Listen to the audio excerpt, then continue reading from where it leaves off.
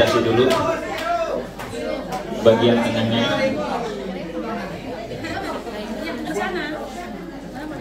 Kasihkan dari Pak Isan.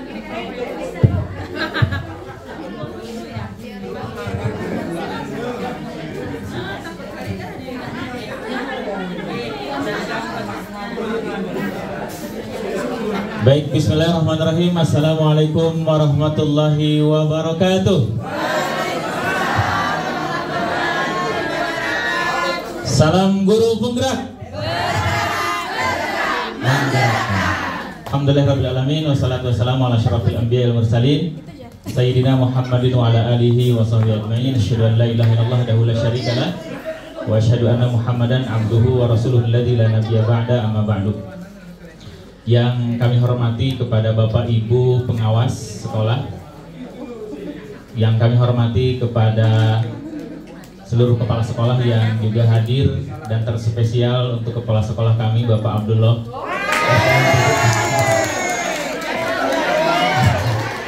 Kemudian juga Ibu pengawas, Ibu Masfirah yang juga selalu mendampingi kita. Terima kasih Bapak kehadirannya. Gak perlu dicawer Pak Dokter. Yang kami hormati Bapak Fasilitator Pak Yunsyah Putra yang luar biasa mendampingi kita selama 6 bulan ini Pak. Terima kasih. Semoga menjadi amal jariah bagi Bapak Pak. Kemudian kepada Pak Aunan yang juga selalu konsentrasi mendampingi kita, guru praktik yang juga selama 6 bulan ini mendampingi kita dalam kegiatan pendidikan guru penggerak, dan seluruh rekan-rekan semua yang juga merasakan nikmatnya mengikuti pendidikan guru penggerak, ya insya Allah. Bapak Ibu sekalian yang dirahmati Allah Subhanahu Wa Taala, izinkan kami pertama memperkenalkan diri. Perkenalkan bahwa kami Kamaludin, saya Kamaludin, guru SMP Negeri 2 Besam. Kami mengampu pendidikan agama Islam, mengajar kelas 7 sampai kelas 8, dan juga calon guru penggerak angkatan ke-9 Kabupaten Bendera Meriah.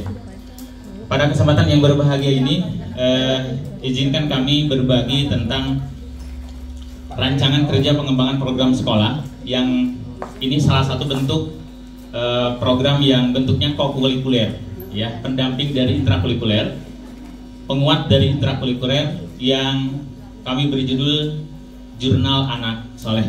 Tagline-nya, nikmati petualangan seru menjadi pribadi yang lebih baik. Bapak Ibu sekalian yang dirahmati Allah Subhanahu Wa Taala, kenapa kami mengambil tema dan judul ini? Ada beberapa hal yang perlu kami sampaikan. Yang pertama adalah program ini muncul, idenya diambil dari keresahan yang kami alami, dan mungkin keresahan kami juga dirasakan oleh keresahan sekolah-sekolah yang lainnya. Satu waktu Bapak Ibu sekalian, kami melakukan survei kecil-kecilan di satu kelas yang berjumlah 30 orang, dan kami hanya menanyakan satu poin saja di kelas itu. Kami menanyakan kepada mereka, siapa di antara kita yang hari ini melaksanakan sholat subuh. Dari 30 orang Bapak Ibu sekalian, yang mengangkat tangan melaksanakan sholat subuh itu cuma 5 orang saja. Kemudian keraguan kami itu Bapak Ibu sekalian, kami lanjutkan di kelas-kelas yang lainnya.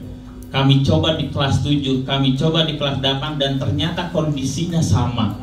Bahwa kondisi hari ini anak-anak ketika sholat berjamaah atau ketika melaksanakan sholat 5 waktu saja, kalau kita presentasikan dari semua jumlah siswa yang ada di sekolah kita, mungkin hanya 30 atau 40%-nya yang melaksanakan dan konsisten melaksanakan sholat 5 waktu.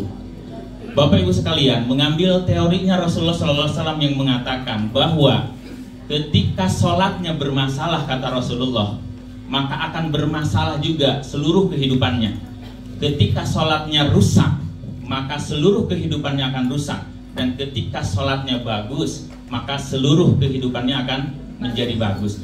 Ini yang kami ambil satu teori yang sangat luar biasa yang diucapkan oleh Rasulullah, bahwa salah satu barometer anak-anak hari ini, generasi kita hari ini, adalah kita lihat bagaimana komunikasi mereka dengan Allah Subhanahu Wa Taala, bagaimana kedekatannya mereka dengan Allah Subhanahu Wa Taala. Maka dengan keresahan ini Bapak Ibu sekalian, kami mengangkat satu program yang bernama Jurnal Anak Soleh. Yang kedua, Bapak Ibu sekalian, ketika kami melakukan survei berikutnya, ternyata anak-anak ini, Bapak Ibu sekalian, bukan tidak mau mereka merubah diri, bukan tidak mau mereka menjadi siswa-siswi yang lebih baik. Akan ternyata ketika kita survei mereka, bahwa banyak sekali hal-hal dan kendala yang menyebabkan mereka seperti itu. Mereka ingin berubah secara bertahap, mereka ingin berubah, mereka ingin didampingi, mereka juga ingin di-coaching, diarahkan bagaimana mereka menjadi pribadi-pribadi yang lebih baik. Bapak Ibu sekalian yang dirahmati Allah, yang kedua, sebagai latar belakang kami mengambil filosofinya KHD, Ki Hajar Dewantara. Beliau mengatakan bahwa tujuan pendidikan adalah menuntun skala kodrat yang ada pada anak. Bapak Ibu sekalian, di dalam filosofinya Ki Hajar Dewantara kita memahami tentang teori beliau yang dikatakan dengan teori Among atau filsafat Among. Filsafat Among ini berbeda dengan filsafatnya John Locke yang kita kenal dengan istilah tabula rasa. John Locke mengatakan bahwa manusia itu seperti kertas kosong. Maka dengan pemahaman seperti itu terjadi praktik-praktik di lapangan. Kita menganggap bahwa anak-anak tidak memiliki potensi, bahwa anak-anak tidak memiliki peluang untuk mereka merubah diri mereka sendiri. Kemudian yang kedua, dari pengaruh John Locke juga kita menganggap bahwa anak-anak harus dimasukkan seluruh materi terhadap otak mereka. Karena John Locke menganggap bahwa manusia seperti kertas kosong. Berbeda dengan filosofinya Ki Hajar Dewantara. Di dalam filosofi Ki Hajar Dewantara kita mengenal tentang filosofi Among. Filosofi Among ini, Bapak Ibu sekalian, adalah filosofi yang mendasari dari sisi keagamaan dan moral.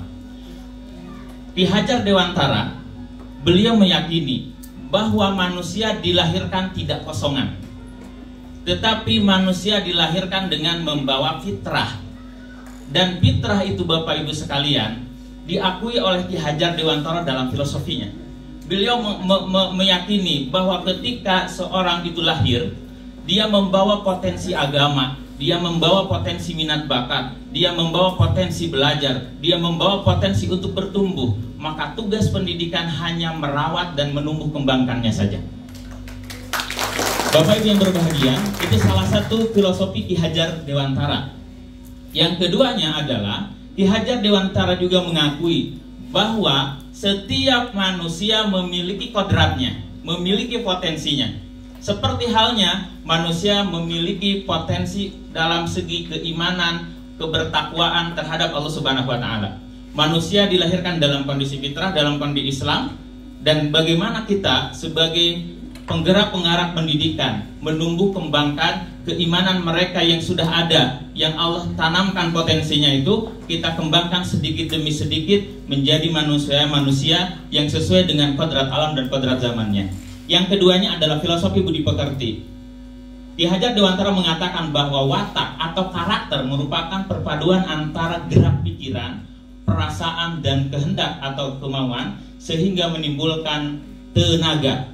Budi pekerti juga diartikan sebagai perpaduan antara cipta kognitif, karsa efektif, sehingga menciptakan karya yang kita sebut dengan psikomotorik. Bapak Ibu yang berbahagia, maka kami mengangkat program Jurnal Anak Soleh.